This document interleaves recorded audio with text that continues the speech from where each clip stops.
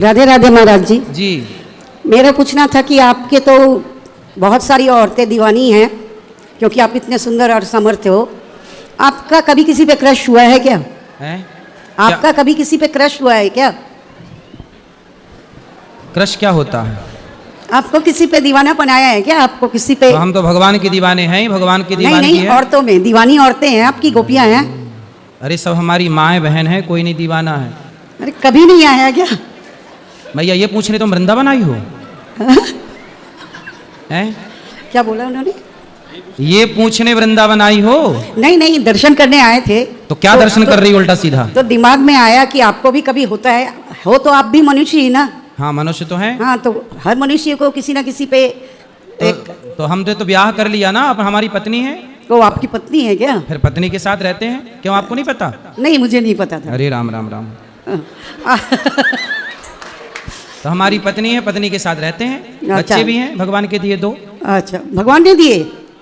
क्यों आप किसकी दी हुई हो? नहीं, हम भगवान के नहीं दिए ना, हम तो पापा मम्मी के बीच के दिए हुए हैं। अच्छा, आपके पिताजी गए थे आपकी माँ के पेट में आपको बनाने? नहीं, हाँ एक्चुअली साइंटिफिक प्रोसेस है उसमें तो।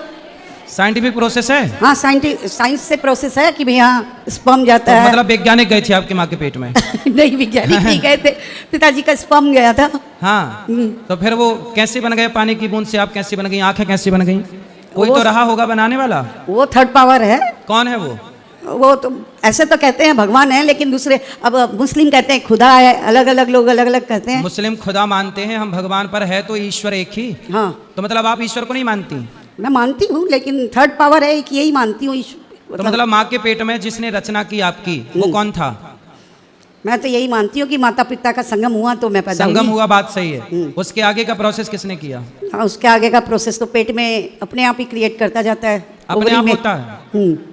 अपने आप कैसे हो जाएगा? आपने कपड़े पहने हैं, अपने आप बन गए? किसी ने बनाया है?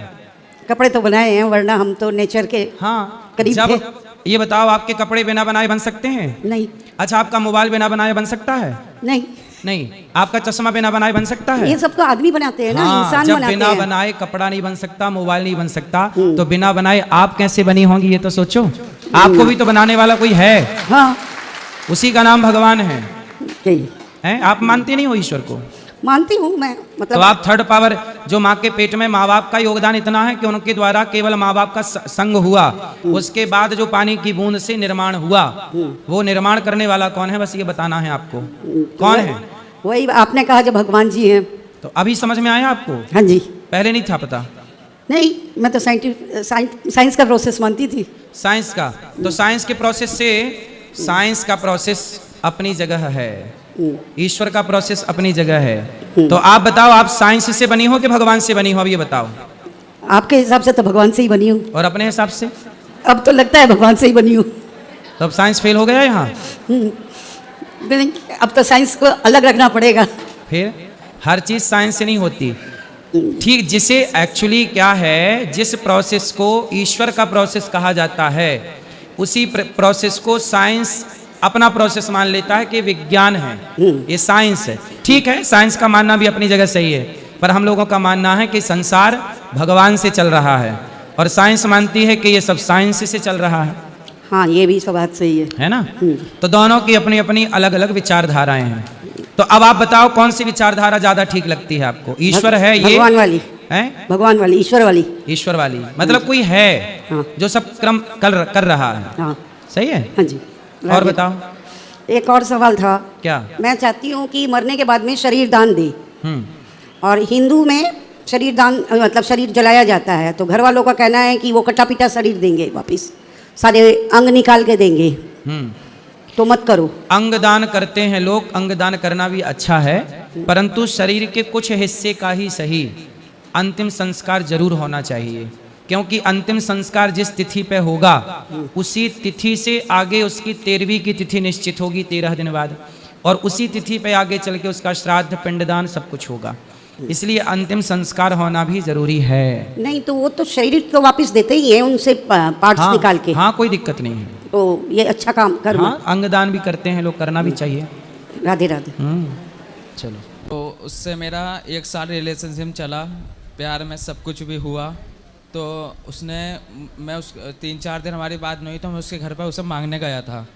तो मैंने उसके घर वालों से तड़पा गिरा, उनके पैरों में गिरा, सब तरीके से मांगा था। पर उस मोड़ पे वो लड़की मुकर गई। तो वो लड़की जब मुकर गई तो अब मेरे पास कॉल आती हैं उसकी। तो मैं ये आपसे पूछना चाहता हूँ कि अब मैं उसे अपनाऊँ या नहीं, क्योंकि उसने एक बार मुझे धोखा दे दिया, तो दोबारा मैं ये गलती करूँ या नहीं। तो धोखेबाज लोगों के संग नहीं रहना चाहिए। आप शादी कर लो ना बेटा, शादी करके पत्नी के साथ रहो। किसी लड़की के साथ रहना, शादी के पहले लिव इन में उसके साथ संबंध बनाना, ये तो एक प्रकार का बलात्कार हुआ ना बेटा। नहीं, गुरु प्रेमानंद महाराज जी कहते एक हैं बलात्कार होता है जबरदस्ती, और एक बलात्कार ये होता है कि माइंड वॉश कर दिया जाए, राजी मर्जी से बलात्कार हो। शादी कर लो, पत्नी के साथ रहो।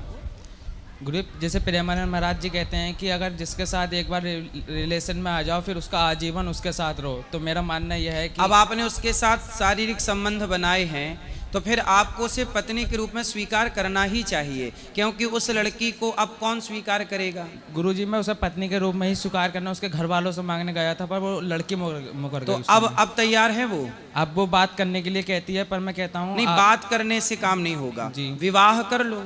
तो विवाह करने के लिए फिर वो फिर मुकर गई। फिर मैं चाहता हूँ आज का जैसे पुलिस केस हो रहा है कि मैं इस राजी मर्जी से कर लो ना विवाह। लड़की के माता पिता, आपके माता पिता को आप कितने साल के हो? मैं 15 ईयर का हैं? 15 साल का।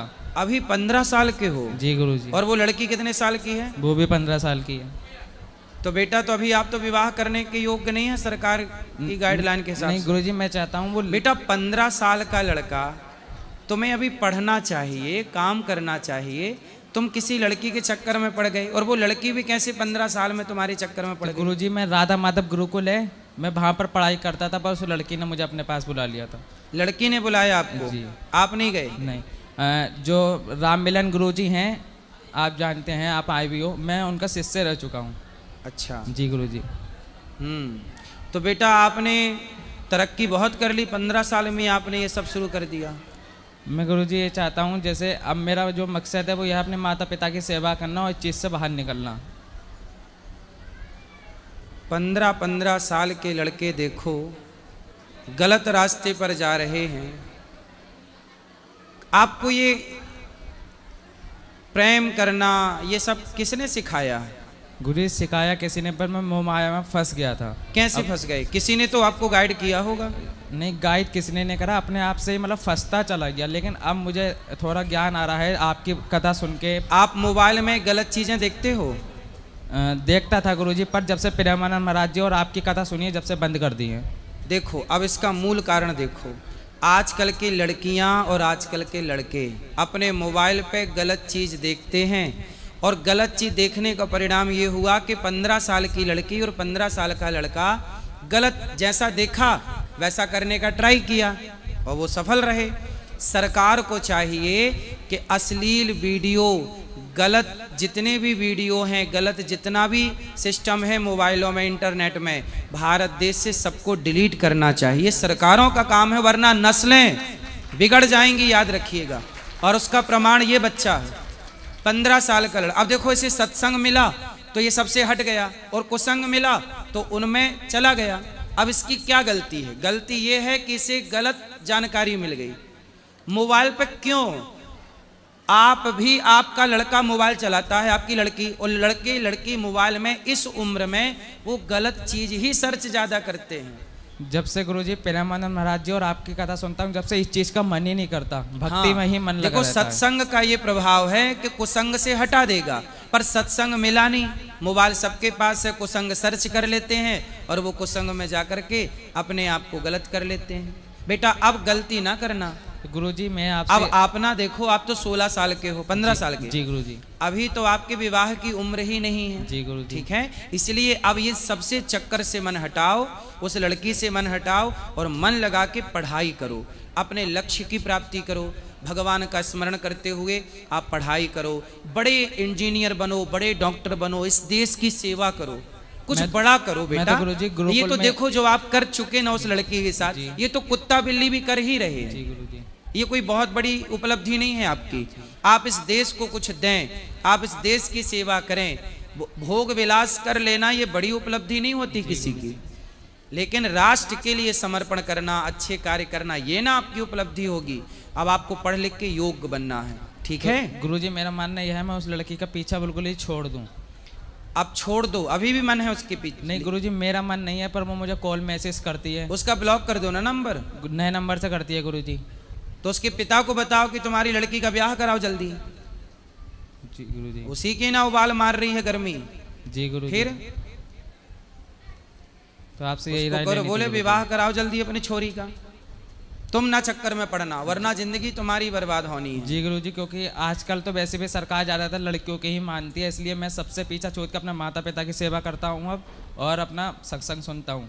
तो आपने उस लड़की को पहले बुलाया कि उसने आपको, मतलब गलत आपने शुरू किया कि उसने शुरू किया? गुरुजी उसने मुझसे बोला था बात करने के लिए। ठीक है, देख लो समाज में लड़के तो यूं ही बदनाम है।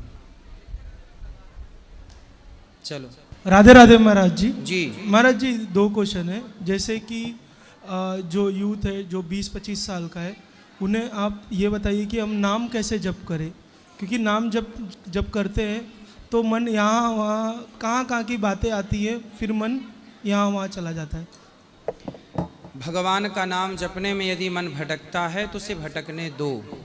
आप चित्त लगा के ना लगे मन तो भी नाम जपो, तो भी आप अच्छा काम करते रहो, पैसे कमाओ। काम करते रहने से ना कब तक भटकेगा मन भी, एक दिन भटक के वो भी थक जाएगा। इसलिए आप मन को भटकने दो, पर आप समाज की सेवा करो, मन लगा के अपना बिजनेस करो, काम करो, काम करते रहो, नाम जपते रहो, भगवान के आश्रित रहो, मन को भटकने दो। एक दिन मन शांत होगा, फिर हार जाएगा मन, आप जीत जाएंगे। अच्छा ठीक है। एक दिन में कितना नाम जप करना चाहिए आपके हिसाब अधिक से अधिक जितना कर सको। नाम जप भी करना चाहिए। काम करते हो? हाँ, क्या? मैं इंश्योरेंस में एडवाइज़र हूँ, मतलब कि क्लेम पास करता हूँ लोगों का। ठीक है, पैसे भी कमाओ और जो कुछ है वो सब भगवान का है, इस भाव से रहने का नाम भक्ति है। महाराज जी राधे राधे जी। मेरा प्रश्न ये महाराज जी कि सांसारिक कार्यों में मन लगता है परंतु भजन में मन नहीं लगता है। कंटिन्यू कुछ दिन सांसारिक कौन सा काम? जैसे जो मैं काम करता हूँ, मैं बाहर चेन्नई में रहता हूँ, तो और भी काम में मन लगता है। कुछ दिन नियमित सत्संग सुनता हूँ महाराज जी, ठीक है। फिर कुछ दिन के बाद मतलब लगता है कि चलो आज नहीं कल सुनेंगे, ऐसा वैसा। फिर कुछ दिन छूट जाता है तो मन उस समय व्याकुल हो जाता है महाराज जी। कोई बात नहीं, सांसारिक काम पूरे कर लो।